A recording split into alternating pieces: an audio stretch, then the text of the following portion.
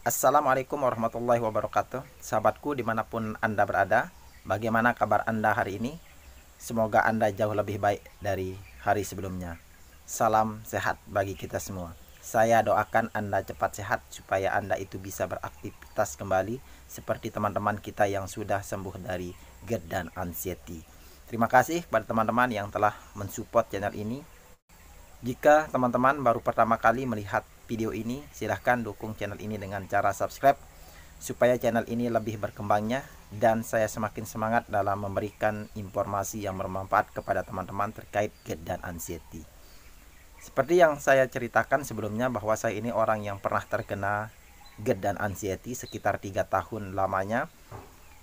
Jadi 6 bulan pertama saya terkena GERD dan anxiety ini saya bisa sembuh.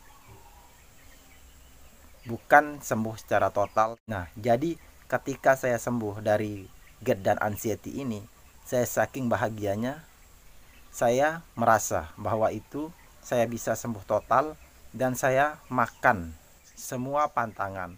Karena saya tidak tahu bahwa saya ini terkena asam lambung dan gangguan cemas. Yang saya pikirkan hanyalah saya ini terkena oleh guna-guna, gangguan sihir, jin, santet, dan lain sebagainya.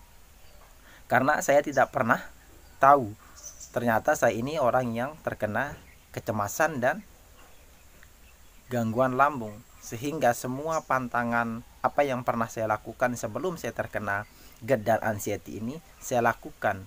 Akhirnya asam lambung saya itu kambuh kembali.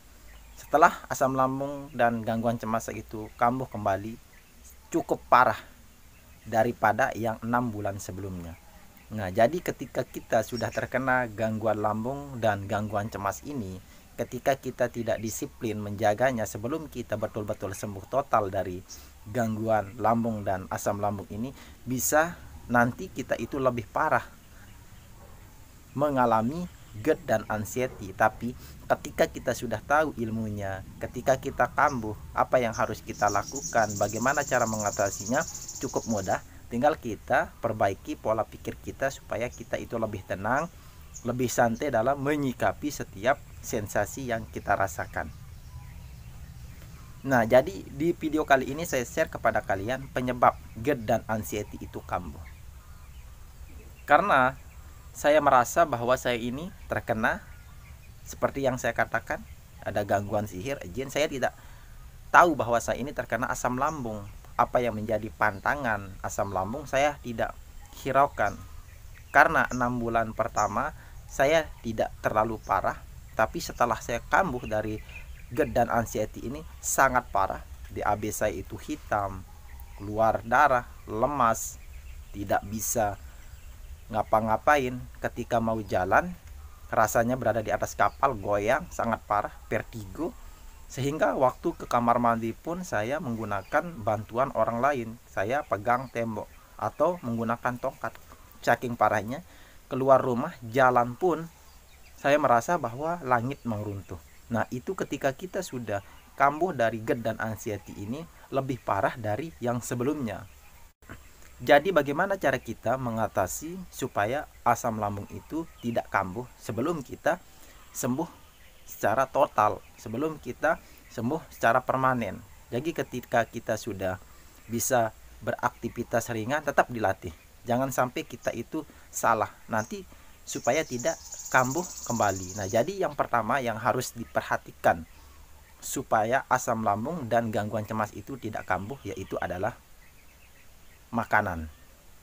Jangan teman-teman ketika baru sembuh 1 bulan yang lalu sembuh dari GERD dan anxiety, Anda itu langsung minum kopi, minum dingin, minuman bersoda, ngerokok, dan makanan pedas, gorengan, santan, asam, asin, makanan yang cepat saji. Nah, jadi teman-teman itu harus perhatikan pantangan yang menjadi pantangan kita ketika terkena GERD dan anxiety ini.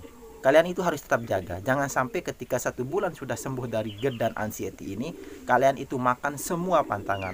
Itu sangat berbahaya karena lambung kita ini belum betul-betul kuat, sehingga sangat berhati-hati dalam menjaga pola makan kita. Jangan sampai pantangan yang sebelumnya kita sudah betul-betul pantang itu yang akan kita makan. Sangat beresiko, teman-teman.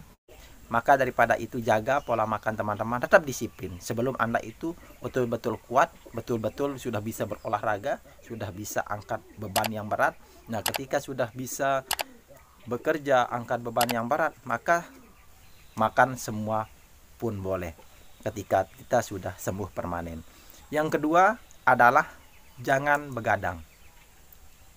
Nah, jadi teman-teman yang sudah terkena GERD dan anxiety, 1 minggu setelah Anda sembuh dari GERD dan anxiety, mungkin karena saking gembiranya, saking senangnya sudah bisa sembuh dari GERD dan anxiety, akhirnya teman-teman itu begadang setiap malam. Sudah begadang, terkena angin malam, dingin. Karena orang yang terkena gangguan lambung, GERD dan anxiety ini sensitif terhadap angin malam, cuaca yang dingin. Nah, jadi teman-teman ketika sudah sembuh dari GERD dan anxiety ini, hati-hati. Jangan sampai Anda baru sembuh langsung Anda begadang tiap malam, main game tiap malam, nongkrong tiap malam. Nah, betul-betul Anda itu jaga. Jangan sampai Anda itu terpancing dengan suasana hati yang senang, akhirnya Anda itu begadang tiap malam. Tetap Anda itu perbaiki pola hidup Anda, tetap menjalankan pola pikir, pola makan, dan pola hidup yang sehat, sehingga asam lambung itu dan GERD dan anxiety ini mampu kita jaga dengan baik. Selanjutnya adalah teman-teman, jangan kelelahan. Karena kita ketahui bersama bahwa orang yang terkena GERD dan anxiety ini melakukan aktivitas yang berat, maka dia akan ngos-ngosan, kecapean. Ketika sudah kecapean, jantung berdebar, maka perlu dilatih.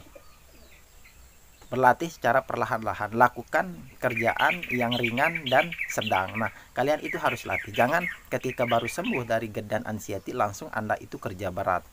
Nah, itu akan beresiko membuat Anda itu kambuh dari GERD dan anxiety. Karena kita tahu bersama, walaupun kita masih terkena GERD dan anxiety, kita bersih-bersih, menyapu, mencuci. Nah, itu bisa membuat kita itu drop, merasa was-was, panik, semakin cemas, jantung kita berdebar, ngos-ngosan, capek. Nah, itu betul-betul Anda itu perhatikan. Jangan sampai Anda itu kelelahan, kecapean. Ketika Anda baru sembuh dari GERD dan anxiety, langsung Anda main futsal, olahraga berat, lari berkilo-kiloan. Nah, jadi itu betul-betul Anda itu latih secara bertahap. Jadi maksudnya di sini, ketika Anda baru sembuh dari GERD dan anxiety, misal Anda jalan 50 meter, jalan lari-lari kecil-kecilan. Nah, ini olahraga yang sedang dan ringan Anda latih. Nah, ketika Anda sudah latih 50 meter, nah itu bertahap. Saya dulu ketika saya melatih diri saya untuk menyembuhkan GERD dan anxiety ini, sangat capek, tapi itu saya bisa menempuh 50 meter itu dalam jangka 1 minggu. Tetap saya latih. Nah, sehingga kita sudah kuat, kita tidak sempoyongan, kita tidak goyang, maka itu akan terbiasa. Nah, jadi kalian itu harus latih bertahap demi bertahap. Jangan sampai ketika baru sembuh dari GERD dan anxiety langsung Anda itu kerja berat. Jangan, karena itu bisa membuat Anda itu kambuh dari GERD dan anxiety. Dan yang paling penting ini juga yaitu adalah jangan stres. Nah, teman-teman ketika sudah sembuh dari GERD dan anxiety, musuh terbesar kita adalah gangguan pikiran kita, pola pikir kita. Nah, ketika kita sudah sembuh dari GERD dan anxiety, betul-betul Anda itu jaga pola pikir, jangan stres. Jangan menjadi orang yang pencemas, jangan menjadi orang yang egois, jangan menjadi orang yang pemarah, cepat tersinggung, karena ini adalah hal-hal yang dapat mempengaruhi orang yang terkena gangguan cemas itu sulit sembuh.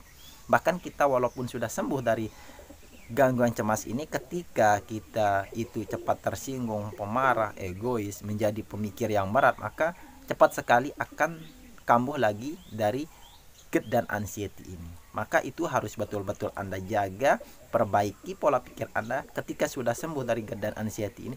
Jangan langsung paksakan diri Anda itu kerja dalam tekanan, baik batin, jiwa, raga. Nah, jadi itu harus Anda betul-betul kontrol. Ketika ada masalah yang begitu banyak yang harus diselesaikan, maka usahakan Rilekskan hati teman-teman, perbaiki pikiran teman-teman, jangan terlalu dibawa-bawa, sehingga ketika kita stres memikirkan hal-hal yang apa yang menjadi koridor kita, maka itu bisa membuat GERD dan anxiety ini kambuh. Akhirnya kita itu sempoyongan, badan rasanya demam, panas. Nah, itu akibat dari kita stres. Nah, jadi ketika kita sudah sembuh dari GERD dan anxiety, sebenarnya GERD dan anxiety ini mengajarkan kita itu supaya menjadi orang yang lebih santai, lebih menikmati hidup. Karena biasanya orang yang terkena GERD dan anxiety ini adalah orang yang pemikir keras. Seperti saya, ketika saya waktu kuliah, walaupun besok pagi mau melakukan presentasi di malam hari, itu yang saya pikirkan terus-menerus. Nah, jadi oleh sebab itu perbaiki, jangan sampai Anda itu stres. Nah, jadi yang paling penting, nah ini supaya Anda itu tidak kambuh dari GERD dan anxiety. Nah, perbaiki. Nah, ketika Anda jangan main hujan-hujanan ketika baru sembuh dari GERD dan anxiety. Nah, ini harus betul-betul dijaga. Mungkin Anda orang yang pemarah, egois, mulai saat ini Anda kontrol. Karena kita ketahui bersama GERD dan anxiety ini sangat rentan. Nah, ketika kita sudah terkena GERD dan anxiety, ketika kita tidak mampu menjaga sebagaimana mestinya waktu terkena GERD dan anxiety, besar kemungkinan karena lambung kita itu belum kuat, otot-otot di badan kita itu belum kuat. Nah, jadi bertahap latihan 1 bulan 2 bulan, ketika kita sudah melatih diri kita untuk disiplin, konsisten, bisa kok sembuh dari GERD dan anxiety ini secara total permanen, tanpa GERD dan anxiety ini kambuh lagi. Tapi asalkan Anda itu disiplin, menjaga tidak terkena angin malam. Karena itu yang pernah saya alami teman-teman, ketika 6 bulan pertama saya sembuh dari GERD dan anxiety, saya semua makanan saya makan, sambal, makanan pedas, gorengan saya makan. Begadang tiap malam, 1 bulan begadang. Kelelahan, karena ketika kita begadang maka kita akan terasa capek.